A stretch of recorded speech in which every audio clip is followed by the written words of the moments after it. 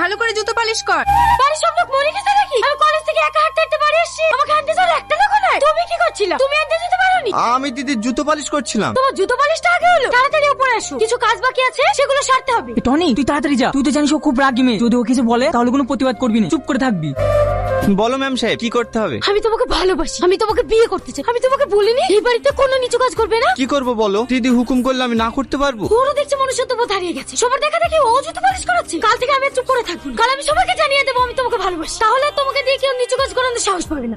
না না, তোমার কাছে হাত জোড় করে বলছি, দয়া করে তুমি এইসব কথাগুলি বলো না। তোমার কিছু হবে না, কিন্তু বাবুজি আমাকে মারতে মারতে এবার থেকে বের করে দেবে। টনি ঠিক কথাই বলেছে। তোদের ভালোবাসার কথা যদি বাড়িতে বলিস না, তাহলে সত্যি সত্যি টনিকে বাড়ি থেকে বের করে দেবে। তুই আমাদের মধ্যে নাক গলাবি না। তুই কি করে পারলি সবকিছু জেনে টনিকে দিয়ে জুতো পালিশ করাতে? আর তুই বুঝতে পারছিস না কেন?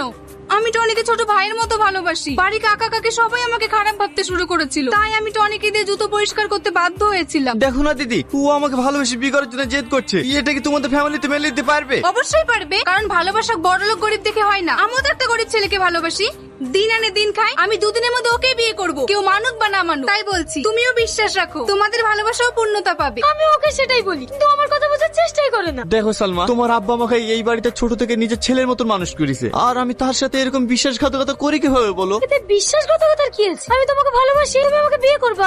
তুমি আমার কথা বুঝতে পারবে না, আমাকে বাতিল করতে যেতে হবে। আমি গেলাম। কি ব্যাপার, তুমি কোথায় যাচ্ছ? তোমাকে নিতে এসেছি, তাড়াতাড়ি গাড়িতে ওঠো। না না, আমি গাড়িতে উঠবো না। লোকে দেখলে কে কি ভাববে বলো তো? কে কি ভাবলো আর কে কি ভাবলো না ওসব আমি দেখতে যাবো না। তুমি যে এত কষ্ট করে ব্যাগ নিয়ে হেঁটে যাচ্ছ, এতে আমার কষ্ট হচ্ছে না? তাড়াতাড়ি গাড়িতে ওঠো।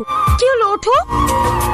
আজ যে আমাদের মুখে চুনকালি দিয়ে তোমার মেয়ে একটা ভিখারি ছেলের সঙ্গে পালিয়ে গেছে, সব তোমাদের স্পর্ধার কারণে এত বড় কাজ করতে পেরেছে। ভাই, তুমি ওই ভিখারিকে জামাই বলে মেনে নেবে কিভাবে? আমি জীবনে মানবো না। আমি আমার মেয়েকে ভালোবাসে দিয়ে একটু স্বাধীনতা দিয়েছিলাম, আর তার সুযোগ নিয়ে এত বড় জঘন্য কাজ করতে পারলো। কি হয়েছে আব্বা? তোর ওই বড় বোন এই চৌধুরী পরিবারের মান সম্মান ধুলোর সঙ্গে মিশিয়ে দিয়ে এক ভিখারি ছেলের সঙ্গে পালিয়ে গেছে। তোদেরকে আমি এত কষ্ট করে মানুষ করেছি, কোনোদিন কোনো কিছুর অভাব বুঝতে দিইনি। তুই কি পারবি এই পরিবারের মান সম্মান ধুলিসাৎ করে একটা ছেলে হাত ধরে পালিয়ে যেতে? জানি তুই পারবি না, কারণ সেই বিশ্বাস আমার আছে। আমার ওরকম মেয়ের কোনো দরকার নেই। আজ থেকে বাবা তুই আমার একমাত্র মেয়ে। এরকম কথা বলবেন না, ও আপনার নিজের মেয়ে। দেখবেন একদিন সব ঠিক হয়ে যাবে। তুই চুপ কর, ও আমার মেয়ে না। আজ থেকে এই চৌধুরী পরিবারের সঙ্গে ওর কোনো সম্পর্ক নেই।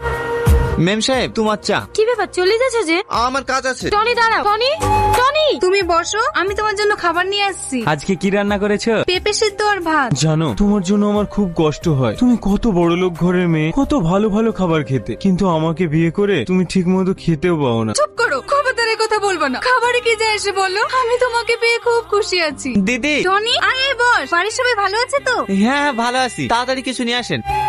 টনি, তোকে একটা কথা জিজ্ঞাসা করবো। হ্যাঁ দিদি। তুই যে প্রতিদিন এই